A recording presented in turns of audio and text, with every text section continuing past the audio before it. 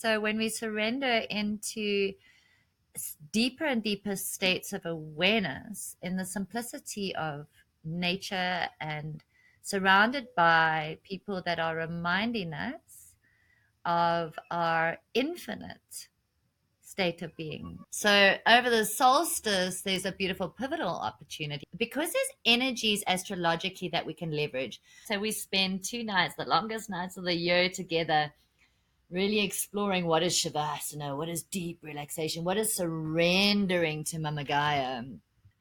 And there are sound healing hospitals in Egypt, 4.5, 5,000 years old. I started taking people into retreat and doing the sound healing in these sound healing hospitals in Egypt. So we go all the way from that Coptic one all the way through to the temples down the Nile, and then understanding and tapping into that marriage between the Christ consciousness and that those high teachings of the ancient Isis lineage is stunning because it's before Christmas. And it's a wonderful opportunity for people to do a bit of a detox for themselves before dealing with family. Family can be overwhelming over the Christmas period. Summer is really dancing and celebrating the bounty and those kinds of things and embodying and really leveraging those energies, that solstice, that strong solar energy. So when we retreat, we have a beautiful opportunity to heal, to remember, to relax deeply, and to spend that time with the most important being in the omniverse.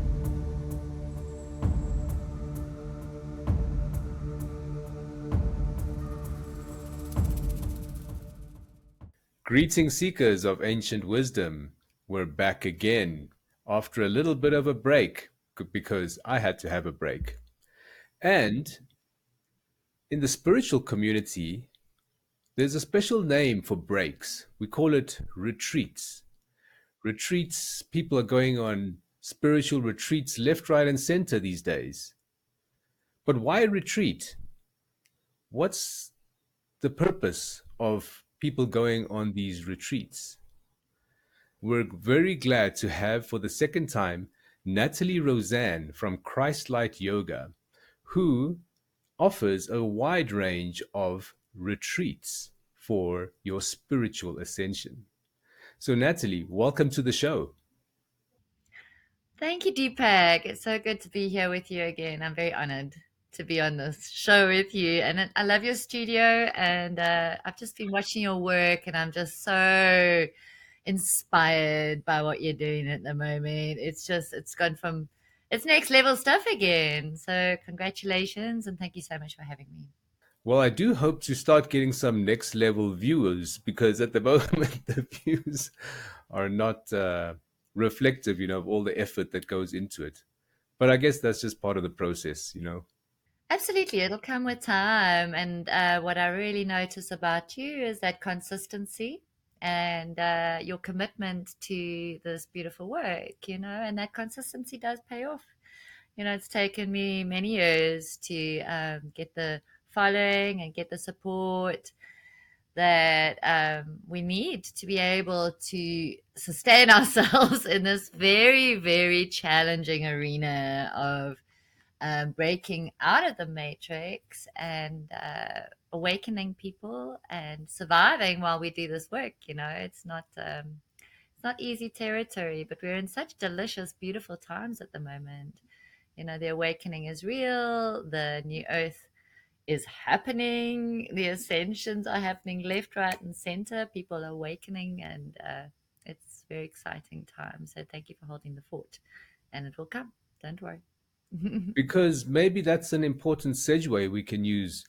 I've I feel there's a big awakening happening, but if you follow the news, the mainstream information, the information through social media, it still feels like things people are not awake. Like it still feels like things are not changing. But that's just a perception, right? But this is where connecting with yourself and connecting with the earth and the retreats, as you say, stepping out of the matrix.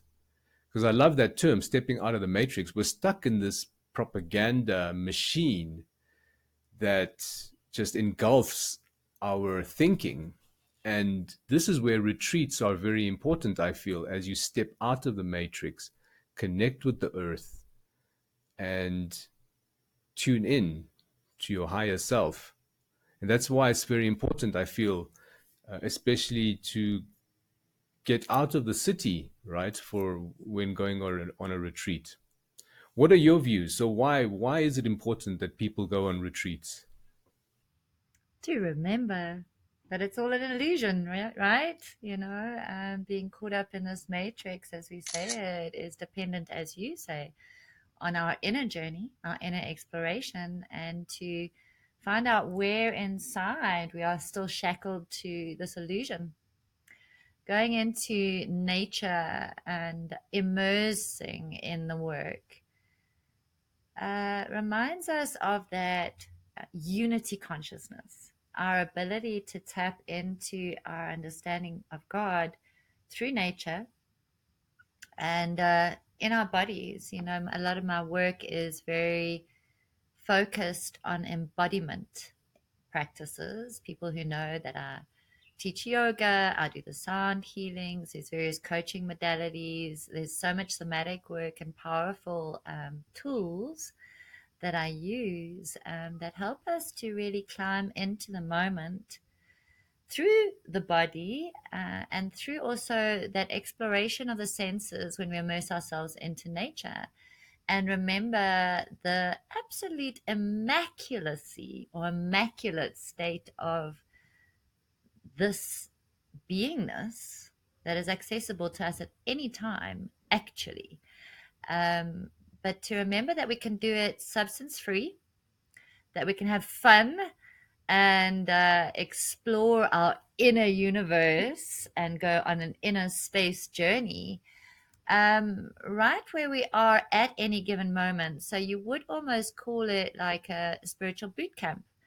When we are in nature, we are free from those distractions, free from the propaganda, as you call it, and that nagging sense of distraction that the matrix or the system that we're in is really perpetuating and fear mongering, right? So when we surrender into deeper and deeper states of awareness in the simplicity of nature and surrounded by people that are reminding us of our infinite state of being, the fact that we are spiritual beings having a human experience. And exploring that again and again and again is the majesty of going into retreat. My work is really heart centered, it's Christ consciousness centered, which is really going, we know, right? We know that the science is even proving it now, what the yogis and some of the high teachers have known for thousands of years, the heart brain coherence. When we're able to rest our minds, a clear mind, in a compassionate and open heart for longer and longer, we're starting to activate that neural network. And there's a more complex neural network in the heart center than even the brain. So, accessing that neural and activating that heart center has so many benefits. I mean, it would take me weeks to describe it to you, but whatever the conditions that are necessary, whether it be a retreat or a long term practice, to actually bring us into the spiritual fitness necessary to rest our attention in the heart center for longer and longer, such that we remember. And when I say remember, we hear, we speak about the great unlearning, right? It's not about gathering more knowledge anymore. It's about remembering our unlimited divine selves. And when I say remember, not just remembering with the left brain of a conceptual remember, because the ancestral healing that I do is very much focused on how do we mine the gold from our ancient history and also address the trauma. so that we can go into those spaces without the trauma triggers, and mine the wisdom that's accessible, learn what we perhaps messed up decades or thousands of years ago, not just this lifetime, but then, um, and remember, reclaim aspects of ourselves that perhaps were fractured when we had trauma experiences over thousands of years, or perhaps just this lifetime, depending on what we're working with or what you're working with. We have to, at this timeline, and as part of the ascension process, really find those fragmented aspects of ourselves that might be scattered all across the planet, or maybe just around the country, or maybe just shattered into our own auric fields that we're defragged, or kind of not really sitting in, embodying, and taking ownership and accountability for the highest timeline, for who we are right now. And a lot of that speaks to what we're talking about at the moment. Astrologically, we're in this beautiful phase of karma and dharma. Karma and dharma. What is our karma? What do we have to learn? What have we taken from those past things? What do we have to perhaps repent or release from the past? What can we reclaim from the past so that we can authentically and with purpose and drive step into our highest path forward, our highest purpose, the north node being the Dharma. What am I brought here to do?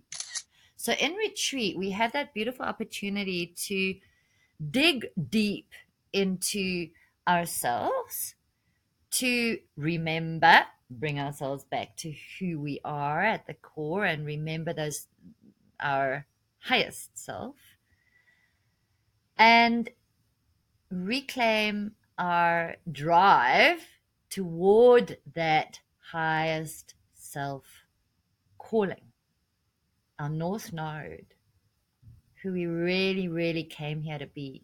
And as a coach, I work a lot with purpose, values, belief systems. What are those values and belief systems that are aligned to your highest soul's calling, your highest purpose? So we retreat for periods of time, preferably a few days.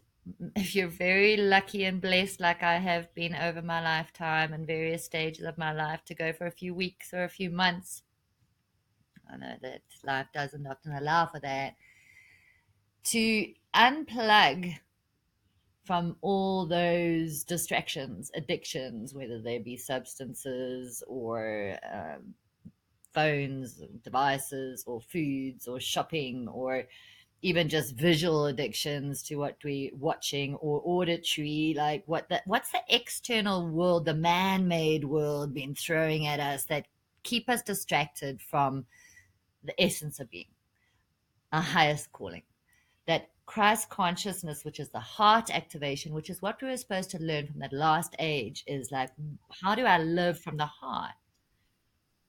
And it's not necessarily the easiest thing, because we have triggers, we have wounds, we have negative self talk that distracts us, or can distract us from sitting in a state of presence for longer and longer and exploring what's really here, the power of now, the new earth, free of the pain body, the excuses, the wounds that we might be talking from that no longer serve.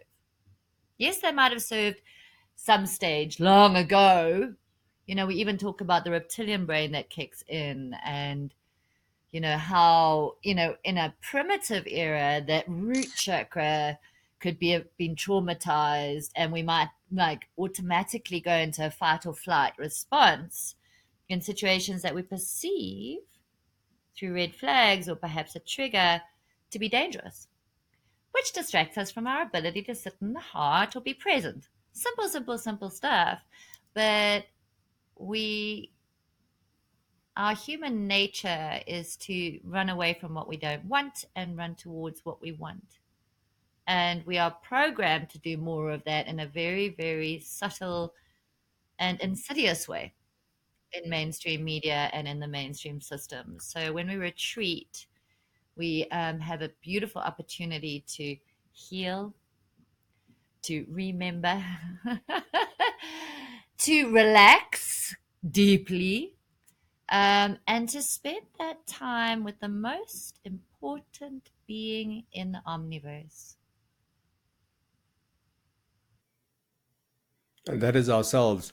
So I love that you opened up with this is a non-plant medicine retreat, right? Because at the moment, I've noticed a huge fad on plant medicine retreats. People are doing psilocybin retreats, ayahuasca retreats, um, and I think there's a whole range of other plant medicines. I don't know even know all of them, but that's what's taken the market. I would say people want to go and have this experience. They've heard like, oh wow, this friend of mine had this ayahuasca retreat, and they then connected with aliens and the Galactic Federation, and came back with all these stories. So they want to go and have this experience as well, and that's maybe what's created the popularity, I would say, in these plant medicine retreats, because it gives such an out of worldly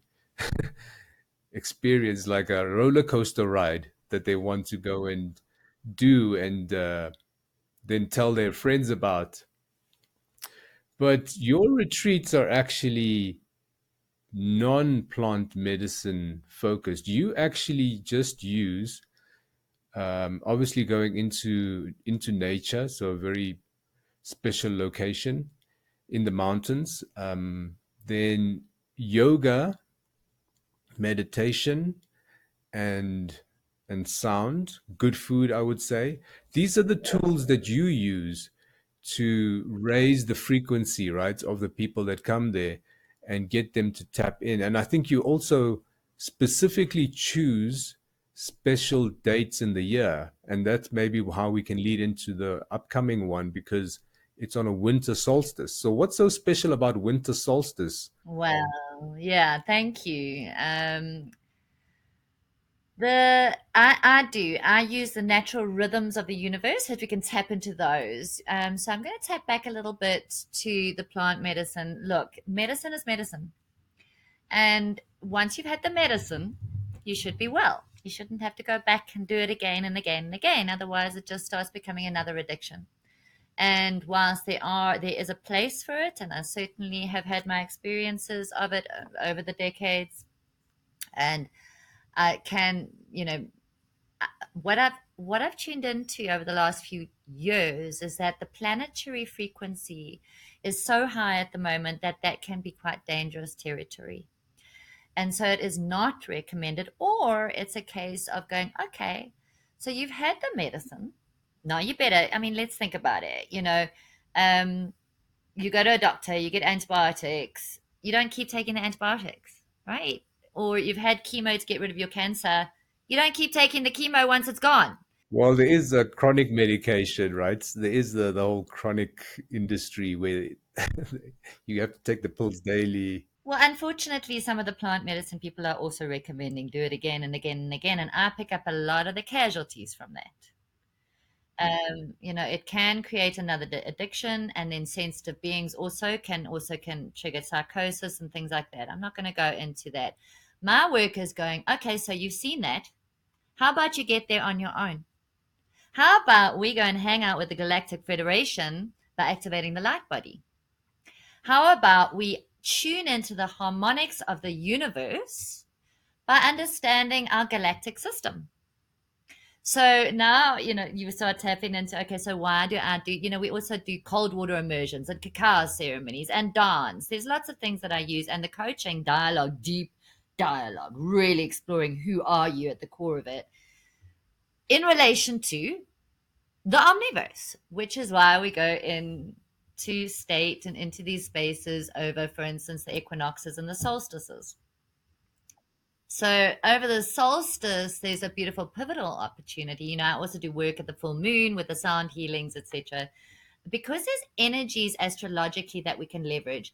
So I spend a lot of time working with really good astrologers across the globe and really good teachers all the time. You know me, I'm a junkie for learning new things and practicing. I always run whatever I'm doing on myself and on my students before I take it into retreat or take it to the public.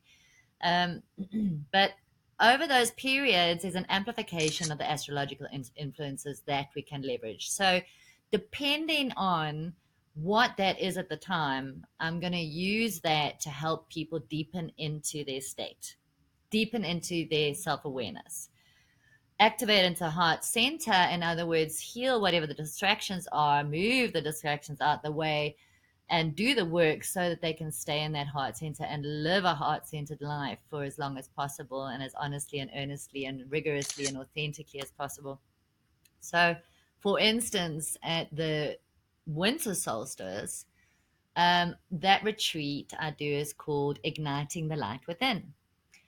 Because as we know, in like with nature, in winter we slow down and we withdraw from the world, or that is what we're supposed to do in a hibernation period. And like the earth starts reclaiming, and lots of things die off, and the leaves fall and they go into the earth to be composted. There's a kind of deepening into the earth and our rebirthing technology. The technology we have to spark and ignite the life force from within.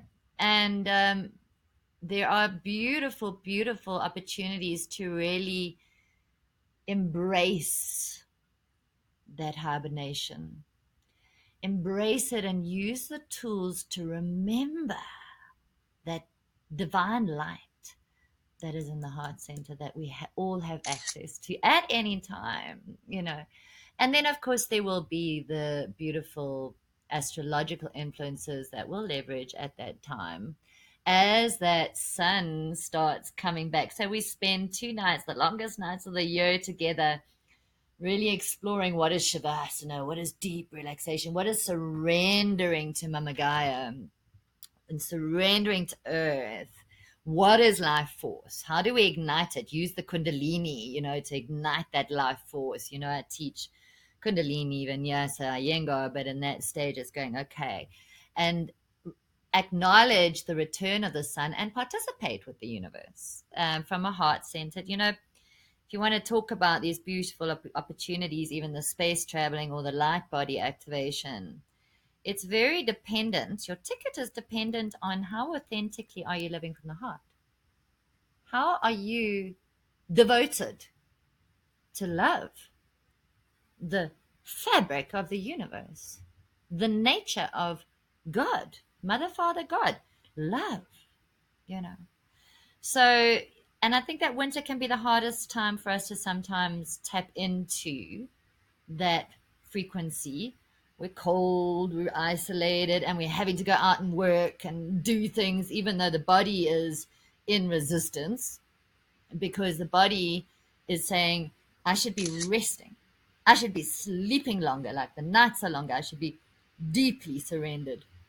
So, my job is to help people to really attune to the rhythms and the cycles of our beings in alignment with that galactic, intergalactic, universal wisdom. So the retreats for me are really.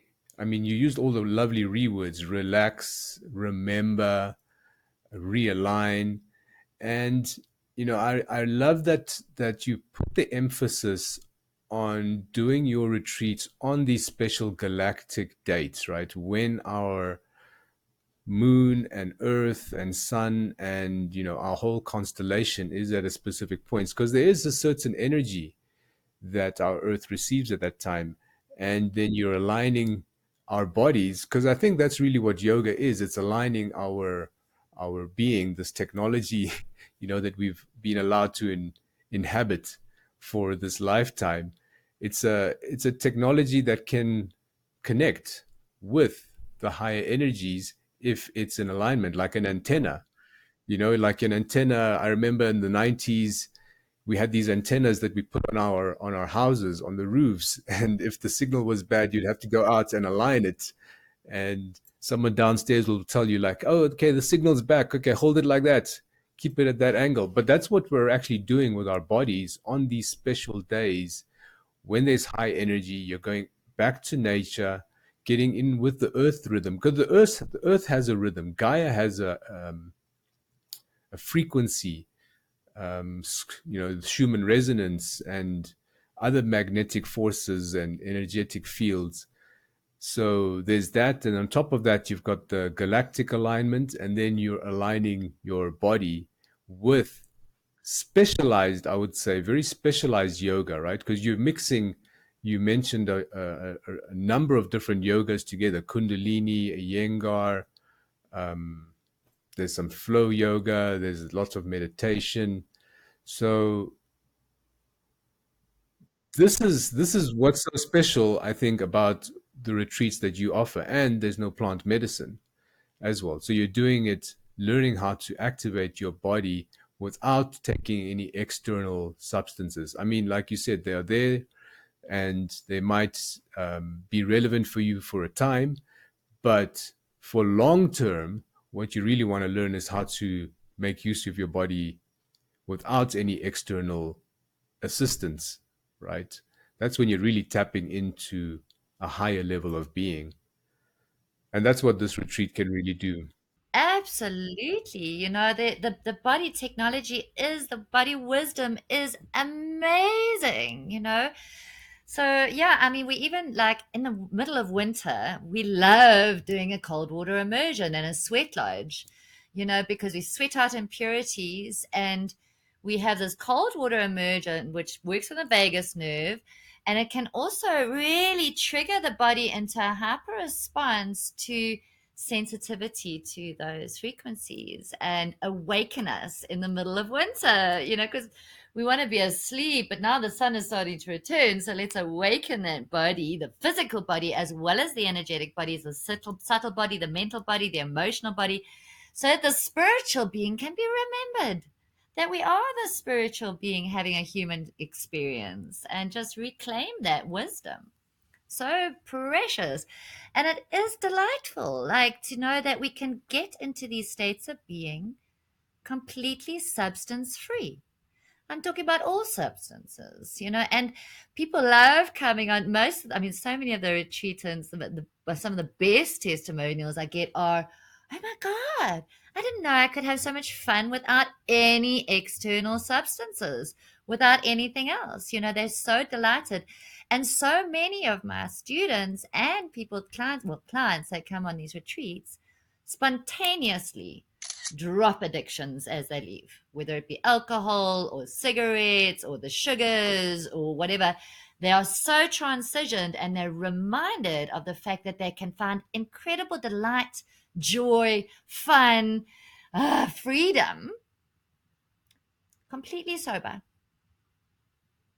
in nature, with a practice that supports it.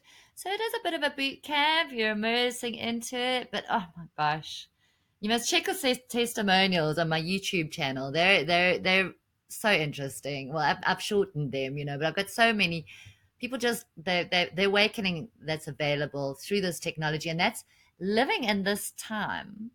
We have access to so many technologies, so much of the cream of the crop, the best from across the planet, of spiritual teachings and practices that are relevant to you as an individual. So you can take what works for you. If it works, do it again. Do it again and again and again, and find your peace in that. Very exciting stuff. I'm very blessed. So, guys watching this, I am going to leave links to Natalie's Facebook and other relevant links so you can go check it out. Check out the winter solstice that's coming up in June, and very, very high power date of the year. But Natalie, there's other retreats that you also do, and these ones are even more exotic. Not only is it a special time of the year, you're going to one of the most high power points of the year, I mean, of the planet, where the three great pyramids have been erected, right? These have been studied to the nth degree, by researchers and scientists and astrologers and like you name it. They are just perplexed by the wonder of these great structures. And there's still more coming out. I mean, just recently, there's this huge um, stuff on social media about what's underground the pyramids. They think there's a huge power generator and there's huge other structures that are built perhaps even bigger than the pyramids that are underground, that have been submerged by soil and sand. And there's so much mystery. And this place is no joke. There is some serious energies in this place, and the pyramids are testament to that. And the civilizations that built that knew a lot more than we give them credit for, right? I mean, the precision and the location and the design and everything. But you've now got a retreat combining this Egyptian location. So, what's special about a retreat to Egypt, and why would people want to do that? Oh, there's so much specialness and magic in Egypt. Again, it's that ancestral thing. For me, it's the journey started actually at Adam's calendar. I pulled a warrior pose down the ley line towards Egypt. And in my meditations, even though I practice this Christ consciousness, I was getting these Isis downloads. And I then thought, no, I need to go to Adam's calendar. And I did this warrior pose down the ley line. And the next day I got a call saying, please will you come facilitate sound healing inside the Great Pyramids? And that was the launch. That was me going, okay, yay, there's a calling to Egypt. At the time, I was studying sound healing. So, as a sound healer, the frequencies available, and that's the thing is like we don't need the plant medicine anymore. The sound healing technology available takes people deeper than ayahuasca, and I've had that feedback directly from students and clients around it. So it was so divine because then all this data was coming out about how structurally the pyramids are actually built for sound.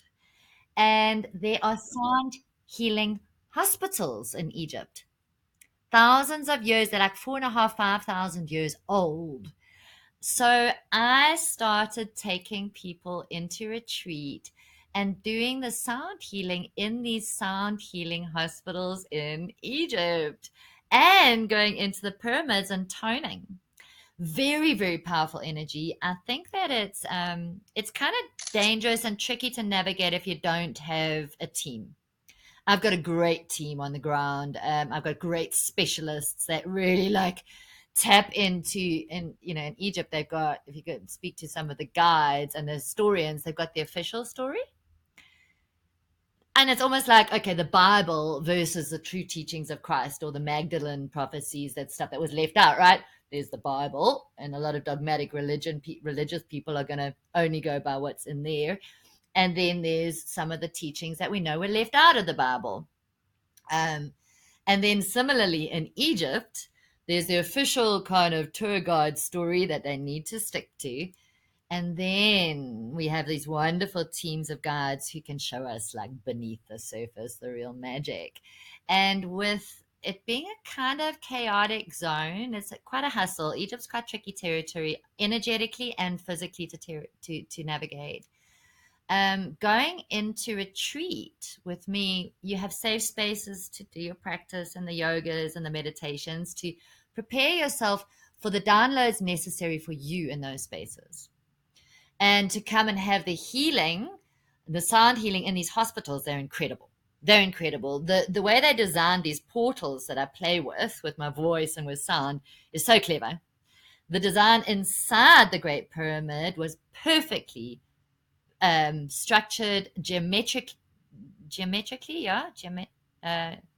sacred geometry, and the structural design is so perfect for sound healing. It's next level. It's stunning, and that again talks to the fact that you don't need plant medicines. We just need like sound and awareness and presence to tap into these galactic ancient energies and memories and remember our true nature and those aspects of ourselves that we perhaps left behind in those times, or reclaim those wisdoms, or it might be healing where we perhaps went wrong. We're going into a new earth now, and we have to really start being quite conscious about what role did I play in the ancient Egyptian times.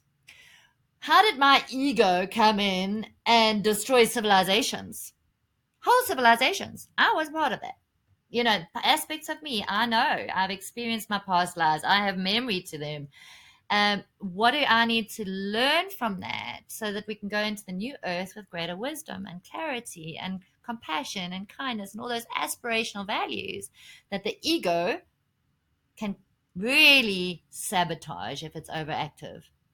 So I also go into in Egypt, not just this beautiful magical technology of the ancient Egyptians, but because of my work with Christ consciousness, excuse me, we walk in the footsteps of the Holy Family. And that is some power work. You know, that's really delicious. It's really understanding and coming to terms with where a lot of these great spiritual teachings perhaps conflicted, and what is the real medicine from that Christ consciousness that we need to access. So we go through Coptic Cairo. We also go and stay and visit at where baby Jesus was hidden when they were when Mother Mary and Joseph took him out of Egypt. Took him took him away from Herod. They were hiding from Herod. So we go to that area, the well where they hid. It's really beautiful, and those churches. Walk a little bit in the footsteps of where Christ and Mary, those lineages which came from the Essenes, which were the Isis lineage. So we go all the way from that Coptic one all the way through to the temples down the Nile, and then understanding and tapping into that marriage between the Christ consciousness and that those high teachings of the ancient Isis lineage, which taps into our galactic federation, which taps into where and when we got that intergalactic technology and where it got lost and how and why. And that is such a personal journey. So my job is to really help people tap into their inner wisdom, their intuition, so that when they go into those spaces, they can be authentically present to whatever medicine they need to be exposed to and claim the gold. So when we've found that we've been fractured through trauma over thousands of years or in this lifetime, we perhaps can't go and visit those areas where we've left clues for ourselves. They say that inside the Great Pyramid, your own symbol is on the wall. It's always been there, always will be. It's there to activate you. But if we don't do the healing work and aren't able to be authentically present to what is there as a message for ourselves, we might be triggered into trauma response or overexcited and not able to be, calm and present and tune into the frequencies that are our remembering, gathering back those lost fragmented aspects of ourselves through presence. So it's a whole adventure. It's really delightful. It's quite intense in some ways, but I've got very safe space, and it's very powerful when we use the sound healing in tandem and the yogas and the meditations, etc. And then of course we spend a few days on the beach at the end of it so that we can integrate. There's a beautiful beach in Marsa Alam, and it's like tiny little town, and it's on a nature reserve. In other words, it's like really, really remote, and it's on a marine heritage site. So the ocean is teeming with life. And there's that opportunity to just go like, oh, okay, let it all settle before we come back into the real world, because sometimes that's the tough part. Obviously, I do all the coaching on the beginning and the exit and aftercare and those kinds of things to help people integrate. That's an exciting one. Egypt, that's in November, over the full moon. Very exciting.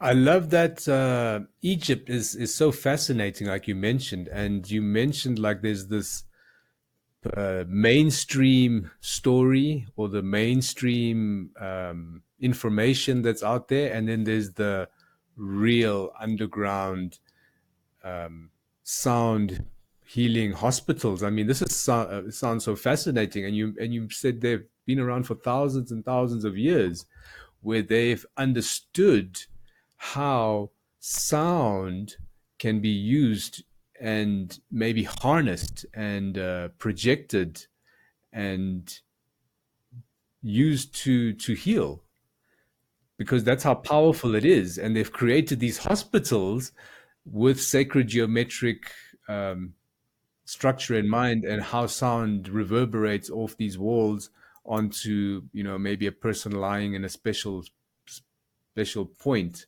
So they've understood that thousands and thousands of years ago, built hospitals to heal people using this. And I have no doubt that they've been very effective. I have no doubt, because I've seen in the medicine work that I do, I use something called radionics to make some remedies, and that's also sound.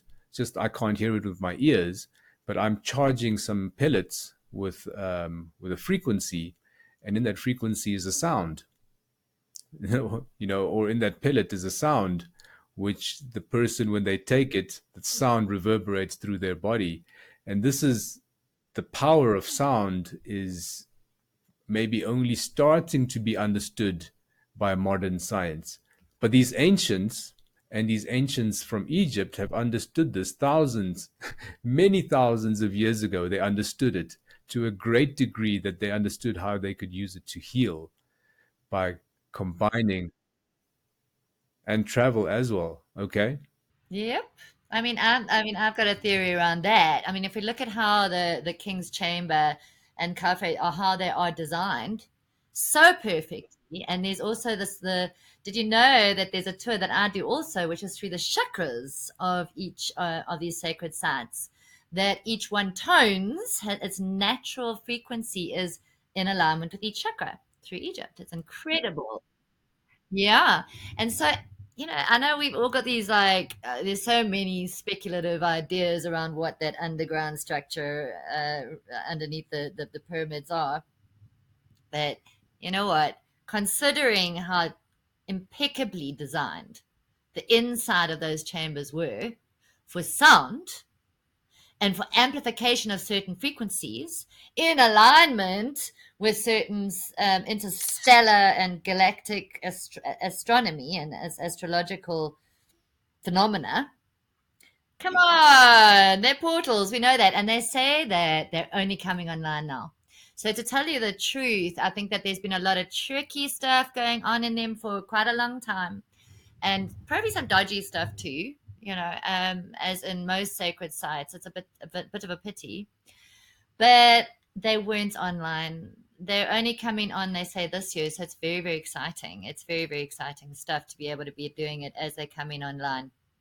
I know some people that have had scary experiences inside those pyramids, but when we take it privately, when we do these private, very contained, very safe, sacred journeys into them, it's a totally different story. Then you tap into it. And I mean, when I was toning in there, it was just like vibrations, like, oh, my whole body, my whole being. And I was toning it, and people were in tears, and they were just in gratitude, like just the ability to tap in those spaces to our intergalactic memories, to those universal wisdoms is next level. It's really, really quite profound. And yeah, I mean, Einstein said frequency is the next frontier of medicine. So you're doing it, I'm doing it with my voice and with all the instruments that I work. And of course, then opening the channels. So that's why doing the yoga, doing the somatic work, doing the breath work, doing all those beautiful practices supports us on those kinds of journeys so that our system is open and we remove any blockages, which of course any blockages may create dis-ease. And then we're more sensitive to those subtle frequencies of sound. And then, of course, the subtle frequencies of what's really here on the intergalactic level. And the problem is when we are in any way contaminating our holy tabernacle with any form of substance, it is a distraction from what's really here, and we can run the risk of a certain amount of delusion or psychosis. So, a very clear mind and a compassionate heart with an open system, an open and healthy system that's able to be present to all that is, starts allowing us to really tap into. I mean, one of the speculations also around the pyramids is free energy, right? So if our bodies are conduits between heaven and earth, between all that is and our manifest planet, and the heart is the center, then when we start using our bodies in relation to all of that to generate more energy, we get that experience of emotional floods, right? You've had that where we're overwhelmed. There can be like a lot of emotion. You go into a sacred space, you do these activations, there can be a lot of ancestral emotion, energy and motion traveling through the body, and we start generating and using the light body activations, the tools that we've got available, the technology we've got available to channel that energy in such a way that we're generating incredible amounts of energy, channeling that emotion, energy and motion. We're empowering ourselves to be present to greater amounts of energy and motion, which is love. Love is the fabric of all the emotions. So we're able to be present to it all. And now we're going to those sacred spaces, and it's amplified so much. We're not going to dissolve or be triggered. We're healthy and we're held. And yeah, it's delicious. I really think that we're on the cusp of really powerful new earth frequency technology being activated, and us being able to be present to witness it, to harness it, and to celebrate it. We're in the Aquarian age. It's been a tough journey to get here. Now it's time to use the technology and immerse ourselves in it, delight in it, have fun, travel, explore the inner world. And the more internal we can go, the further we can travel into the intergalactic spaces. Just like the further into the past we're able to go into and travel into and authentically revisit and reclaim ourselves, the further into the future we can kind of explore, which then we start creating an understanding of the illusion, and let's get back to the matrix of space and time, and that we need to be able to surrender to a non-dual reality in a heart conscious space, to be present to a phenomena that is beyond language, that is beyond the left brain, that is beyond our capacity to define. That's why those teachings were always secret and kept secret for good reason, because we need to have a practice and be in a safe space to explore those experiences of non-dual reality in authenticity. And Egypt can be a different experience, I think, depending on who you go with, which places you go to, what type of uh, tourist guide that you get. Are they giving you mainstream information or authentic? I think because it's so chaotic, there's so much tourist industry there.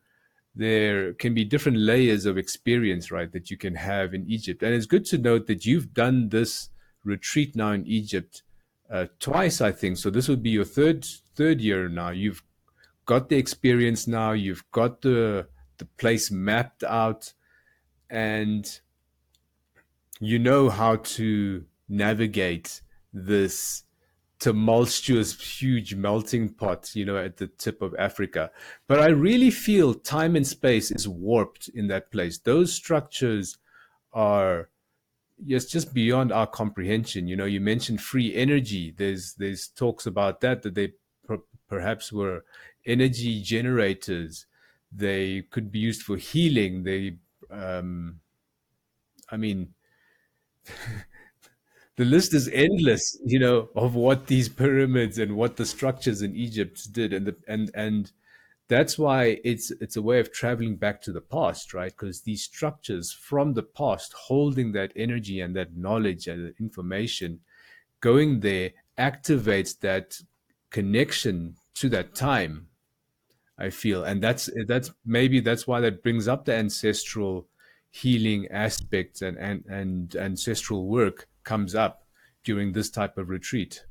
Absolutely, yes, and yeah, the ancestral stuff is very valuable, very, very powerful. So, as I said, you've got that opportunity to understand the energy management or the energy generation and the sound healing through those structures that were built perfectly for sound frequency. It's just quite phenomenal.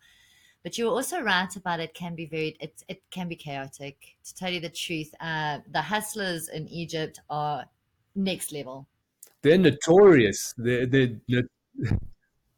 notorious worldwide, right? People tell you about their trips to Egypt and how the street hustlers just they just have a way of somehow siphoning money off you. They've perfected it to an art. It's worldwide known that the Egyptians are the kings of this art.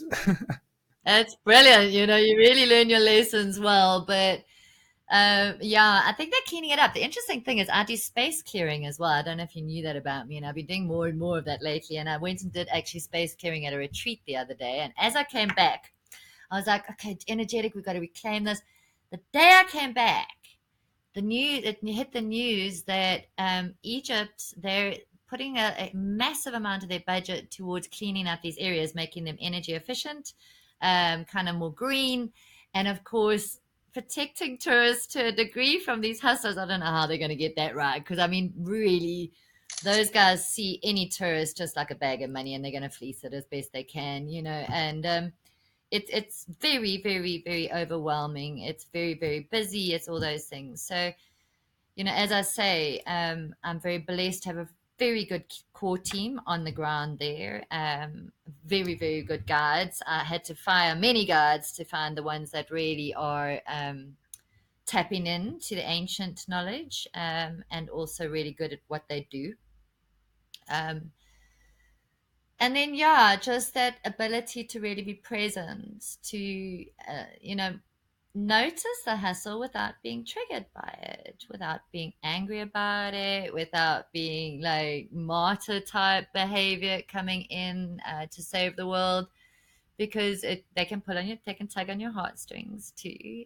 There's all those things that are happening, and God bless them. They pretty much be that whole place got raped in many ways. They had like golden stolen from them, right? Like those all those sacred sites, most of them were pillaged, um, and it was siphoned out, and so it's a husk in a way. But the structures are still totally immaculate and in integrity. So we cannot get away from that. We're very blessed to still be able to go and revisit those temples and leverage that technology structurally. And of course, there's lots of art and all those kinds of things. And it's stunning. When I went there last year, they just opened the new Grand Egyptian Museum. It is next level. So a lot of those ancient, beautiful, what do we call them, artifacts, and yeah, they're incredible, are coming back and been put in this beautiful museum. It's really quite sophisticated and far better preserved than ever before. And just very exciting to see there's a kind of a rehabilitation happening in Egypt. But again, I would never recommend that a woman go on her own, for instance. I wouldn't recommend going on your own at all. It's very overwhelming. There's so much to do, and it's almost like India. India. For me, going when I travel to India, I have to have a higher purpose.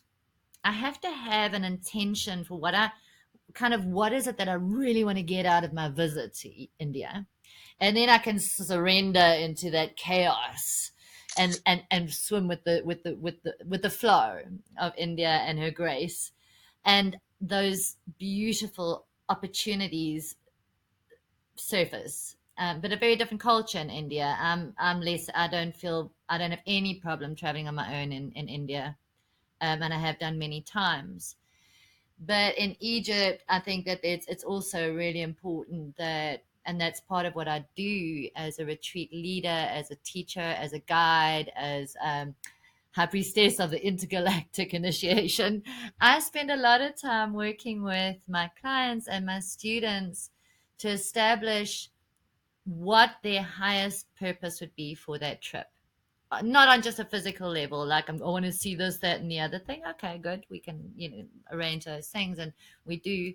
But on an emotional, spiritual, mental, on a whole being level, what is it more for one to make that explicit for ourselves?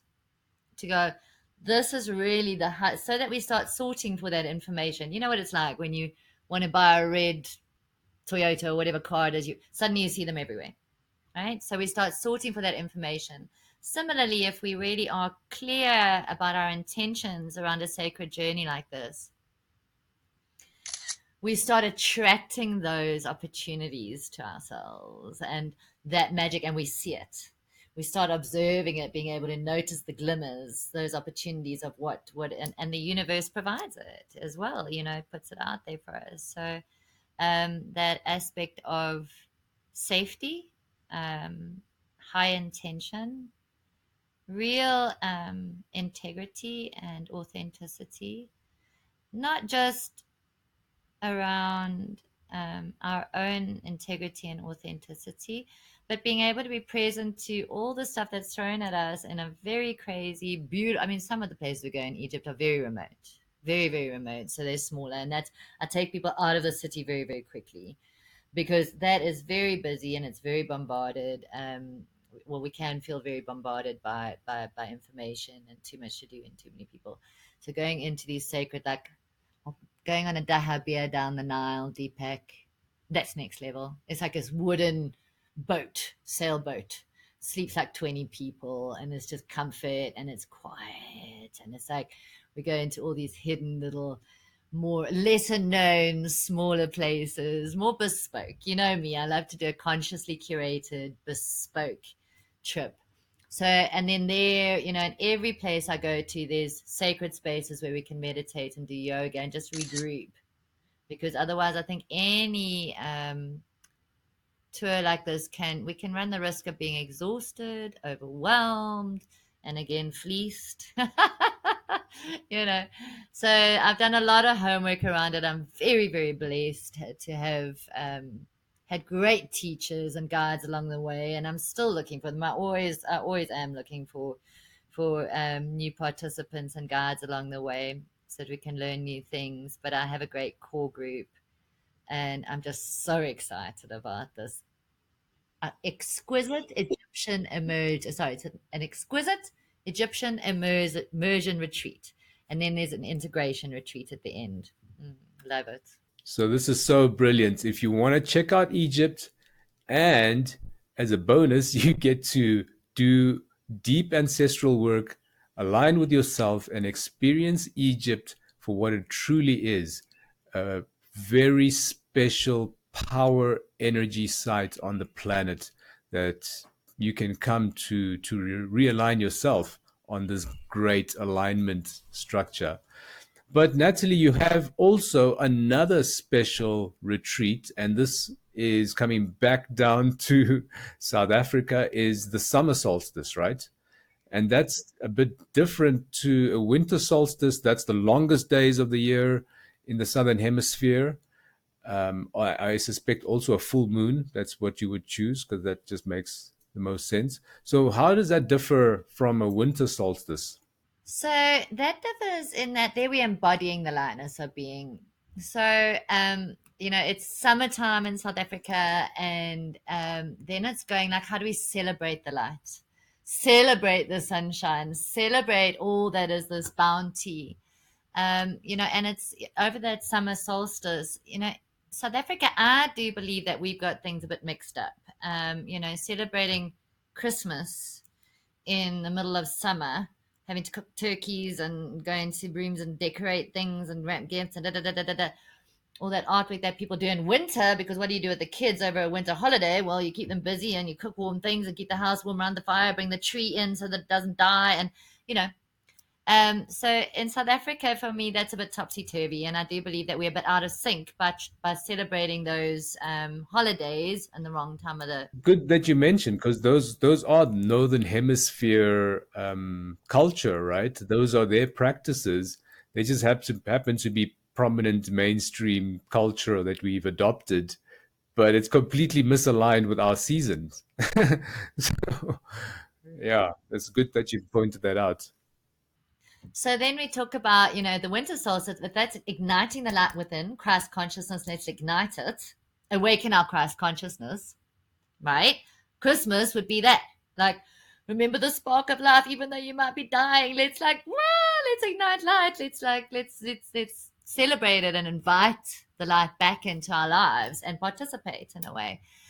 Summer for us, for me, is really that, it's outdoors, it's swimming, it's hiking, it's dancing and embodying it. So allowing that light to infuse through our whole beings and celebrate the sun and all that it's given to us. It's like it's yeah, that they are totally opposite. Again, we still ignite into the heart, but it's a lot kind of easier. And then it's going like, well, we're in our prime, right? Summertime. Where if winter was like a death process, like introvert, it's not. It's we need to do practices to reignite the light.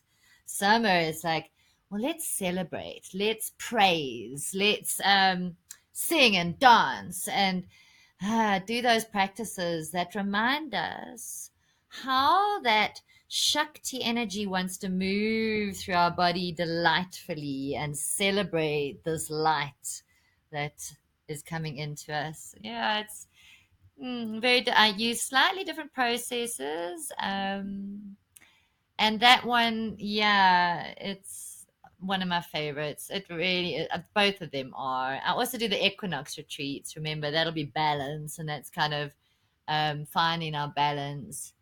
Um, yeah, summer solstice is way fun, especially again, that one is stunning because it's before Christmas. And it's a wonderful opportunity for people to do a bit of a detox, you know, and do a bit of a sober retreat for themselves before dealing with family. Family can be overwhelming over the Christmas period. All that socialization and stuff like that. It's a nice time to regroup and to start thinking about um, who I am now, so that when I start making my New Year's resolutions, they're aligned to that highest purpose, right? So it's really embodying and sort of reflecting on the year. What do I need to let go from the last year? And now what do I, so that I've got space to bring my new intentions into the new year. So then it'll be a lot more goal setting, that kind of stuff. Well, giving you the tools for it, not yet, but planning for it. Sort of going, okay, so if I am going to start making New Year's resolutions from a higher state of being, from a highest purpose, again, aligned to that north node, the dharmic path, what would those be? And what do I need to sort of consider releasing? So a lot of my work is release orientated. Making space, letting go of what no longer serves, and stepping into our higher self, so we can be present to that Christ consciousness, heart energy, be in a state of heart brain coherence longer. That's a lot of my work. Um, Whereas, yeah, the winter is, remember, when we're getting into alignment with cosmic, universal wisdom, flow, symphonies, rhythms, sometimes in winter, we have to again revisit Shavasana, death process, complete deep release. Like, what would happen for me? Like, what is it in me that is, I'm cutting off as dead? I'm gonna leave it here in the earth when I grow up, right? When I come out of it, like, what is being composted? So making friends with that, and what I was listening to a heart teacher just the other day, which, I mean, this is quite out there, but one of our human conditions that limits us from experiencing life to its full is that we're actually so attached to life. We are actually addicted to life. And so we forget about the cyclical nature of the universe and the seasonal nature of us as beings. In other words, make friends with the concept of death, making friends with the concept of surrendering the body. How are we going to travel intergalactically? How are we going to travel with light bodies if we're so attached to physicality? Like, we're so attached to substances, so attached to, like, comfort food. So winter can also be a detox process when we want to get ready for, like, the springtime and start remembering, okay, we still need to keep our bodies a little bit cleaner, you know. But it's also going, okay, what aspects of me am I willing to release, compost, let go of on a deeper level, so that there's space, so that the light that's igniting, and it might even be, dis-ease, it might be negative self-talk, it might be emotional baggage, it might be all sorts of things. So already we're priming ourselves for that ancestral healing. What, even from my DNA or my history, is no longer serving, so that I can have that 24 strand activation, so that I can have that, that intergalactic experience in my body, in my light body. Where is the light body? And so, I mean, that in yoga we have Shavasana, the corpse pose, right? Which is practicing letting go of the body, practicing a death, practicing, if the time comes, I mean, I really, in my heart's deepest heart, wish that when I die, I'm able to gracefully just surrender the body. It's my time for my body to be over there. Surrender the body. And that is a practice. It takes practice. So in the depth of winter, we now go into that real immersion of surrender and the death process, and then ignite the light again. Be present to and participate in the ignition of the light. Summer is really dancing and celebrating the bounty and those kinds of things, and embodying and really leveraging those energies, that solstice, that strong solar energy, to move through our bodies more and more and more. Does that explain it? I hope I've made sense. Because those are very significant dates on our solar cycle, right? That 365-day cycle that the Earth takes to go around the sun. And what I've noticed, I've done a little bit of astrology, right? So the sun is at different points in the sky at different times of the year. And in our winter solstice, the sun is at its lowest point in the sky. So if you look at the points that the sun reaches maybe at noontime, in the winter solstice, it's at the lowest point in the sky. And then at summer solstice, the sun is at the highest point in the sky, for the same time of day, or something like that. So it's very significant if you think about, if you actually look at it on the sky, where the sun is in wintertime and where the sun is at summertime, it's like a huge disparity. It makes quite a bit of distance, that the sun travels over that period of time. So very significant points. It's like a turning point, in the Earth's journey, from this lowest point to that highest point of the sun's energy, how it's coming to the Earth, the angle of the rays, the direction of the energy, the type of energy. Um, yeah, it makes sense to have a retreat over that time and align with the earth at that, you know, turning point. And it's so stunning. Like winter solstice, remember, it's almost like a longing for God, a longing for the sun, you know? Like we're craving that life force, that sun, it's so cold, and that longing, that emotion that we feel in our heart, we can navigate to this ignition of the lights, igniting the light within, and those beautiful feelings of like, and then celebrate that return of the sun. Yes, so then the sun, like it's furthest away, it's the longest night of the year, and in summer it's our shortest nights and the longest days. And I feel like at the moment it's even more relevant because as we're doing this transition into the Aquarian age, if you're following some astrology, it's kind of been like, oh, we're half in, half almost there, and Pluto. And I'm not going to talk like an astrologer now. I have experts around me to do that, but almost like we're in that moment now. So if you imagine over winter, for instance, the sun is its furthest away, and because the Earth is now starting to pivot and turn and change almost its rotational frequency to start rotating closer back to the earth, back to the sun. So more in alignment, right? So it's the earth that changes. It's not where the sun is, it's our relationship to the sun where it starts pivoting on its axis, right?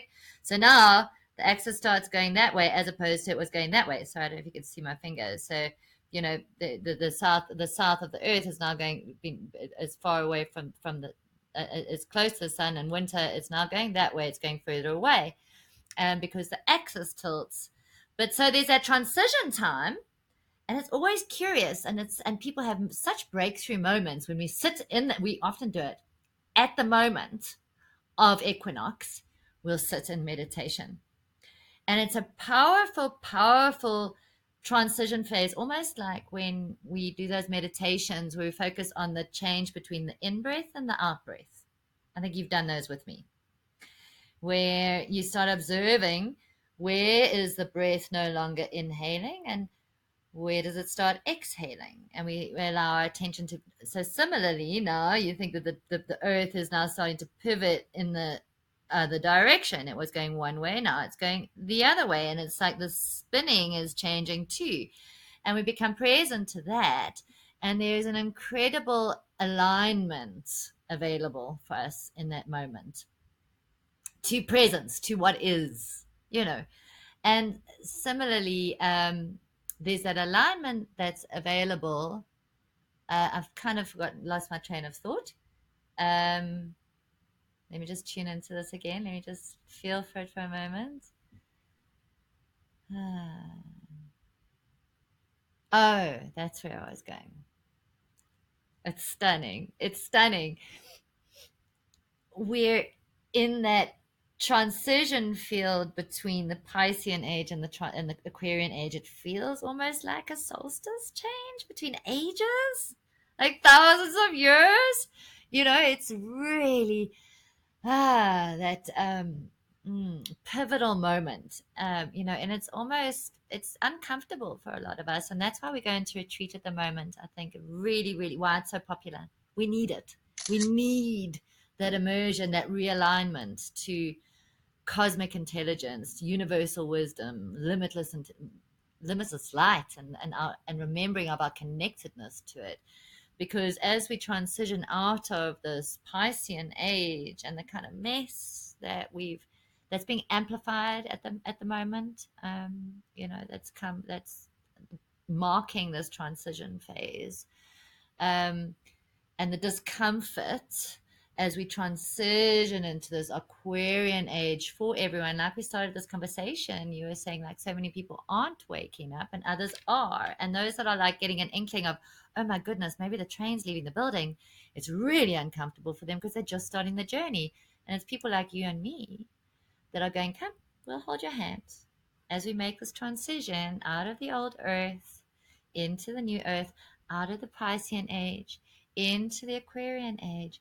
And it's very much this kind of like a big ship. The planet is shifting and we are changing as a species. We're evolving. And it's such unknown territory. It's very tricky for most people. And people like you and I are just the guides. I mean, we don't know much better. We just have the tools to help people during these massive transition times and to find out, well, what are the relevant tools and the best tools in this environment for each individual or for the collective, depending on what we're working with. So we're getting to the end of the podcast, but let's close off on the spaces that you choose for your solstices, because this is also a special space. I mean, we don't give it the credit. Maybe it doesn't have the allure of Egypt, but these are also very special mountain ranges, right? It's the Magaliesberg, if I'm not mistaken, is an ancient mountain range. It is very special. We don't give it the credits it deserves, maybe because it's like just the mountain range next door to us. But it is also got ley lines, high energy lines, high power in those spaces. So maybe tell us about this, because this is also part of the alignment that you can get at these retreats, right? Because the space is also highly charged. At the moment, the Shakti energy coming out of those spaces in the Magaliesberg is next level. I've got to tell you, it is just so tuning into that is like on its own, it's medicine, it's power. It's really, really powerful. Yes, there are the ley lines, but remembering also, I've often asked why was I born a white woman in South Africa? Why? I remember so many of my past lives, which indicates I've lived all over the planet. I'm back here. Why? The birthing place of humanity is here, Magaliesberg. So if we as a species are coming to a reawakening or a rebirth moment, the invitation to come into these spaces is next level. Like whether you're coming from, people are coming from all over the world, right? And even ourselves to just go into remembering that this is a birthing time. It's a rebirthing of humanity. And so we should be revisiting these birthing places. Very, very powerful medicine in the Magaliesberg. I absolutely love it. It's just, and it's such raw, primal, untainted energy. No stories, it doesn't have those ancient buildings and like the ancient Egypt. It's in the earth. It's from these beautiful springs of water, pure, pristine, crystalline waters. The waters remember. So these cold water immersions into our sacred springs are amazing. The rocks have memory, and the water stores memory, and we're here to reclaim that and to actually engage again like we do over a solstice or like we do over sacred time, is engage and participate in this rebirthing of humanity as individuals and as a collective. So these sacred spaces, I'm also going to be doing one this summer solstice. I'm doing at Adam's Calendar in Zalo Yalanga. So that's also going to be sacred. That's a really powerful initiation space. Those areas, those are older than the pyramids, older than the Egyptian. This is from the birthing of humanity.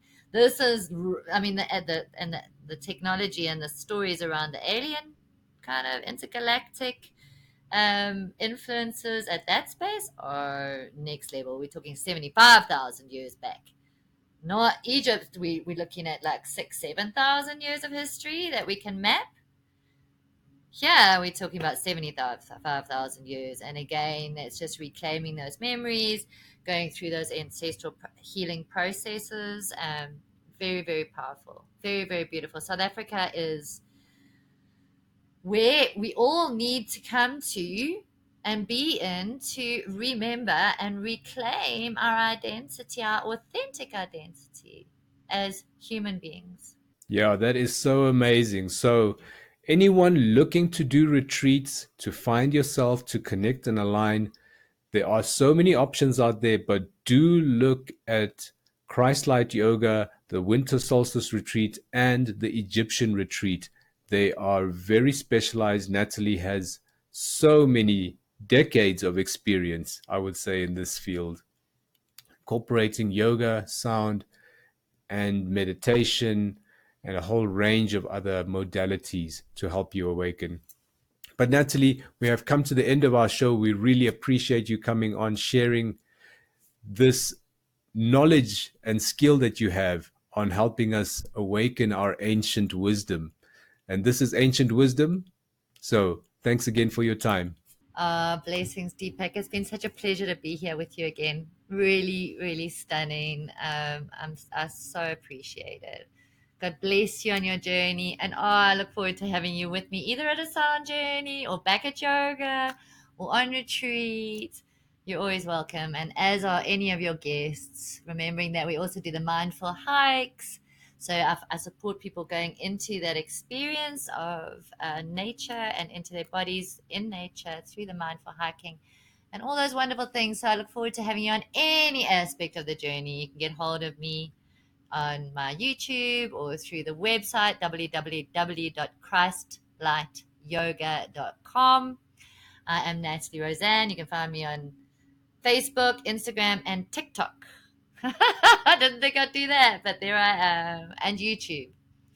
So come along to any of the events. There's always something happening. So I am leaving links to all of Natalie's social media. It's below the video here.